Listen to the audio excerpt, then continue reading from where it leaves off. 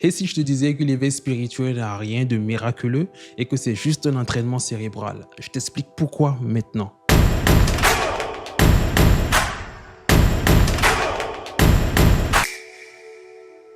L'éveil spirituel n'a rien de mystique, c'est juste une fonction de ton cerveau. On t'a fait croire que l'éveil s'était réservé aux élus, aux prophètes ou aux gens très spirituels.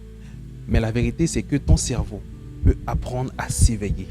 Le professeur Todd Murphy, qui est un neuroscientifique, a découvert que dans le cerveau, il existe des zones comme les lobes temporaux qui sont liées à des expériences mystiques qui peuvent donner des sensations d'unité ou une certaine perception de Dieu.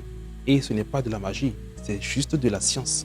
Et ce que tu vis comme une extase, une présence, une paix, ce sont des circuits qui peuvent être stimulés par la méditation, la prière ou même l'introspection. Tu peux entraîner ton cerveau comme on entraîne un muscle. Avec le temps, ton esprit entre plus vite dans des états de calme. Tu ressens des choses subtiles, comme si une présence te veillait, comme si ton cœur s'élargissait, comme si le silence devenait sacré. Ce qu'on appelle éveil spirituel, ce n'est pas une explosion soudaine, c'est une fréquence intérieure à laquelle tu peux t'accorder, comme on accorde un instrument. C'est une pratique, une discipline, une reprogrammation douce de ton cerveau.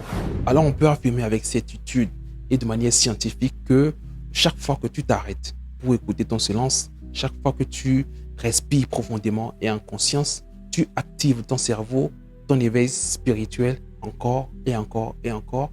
Et ce n'est même pas de la magie, c'est juste un entraînement cérébral et c'est à la portée de tous. Dites-nous ce que vous en pensez en commentaire. Et si cette vidéo vous a plu, n'hésitez surtout pas à la liker, à la partager et à vous abonner si ce n'est pas encore fait.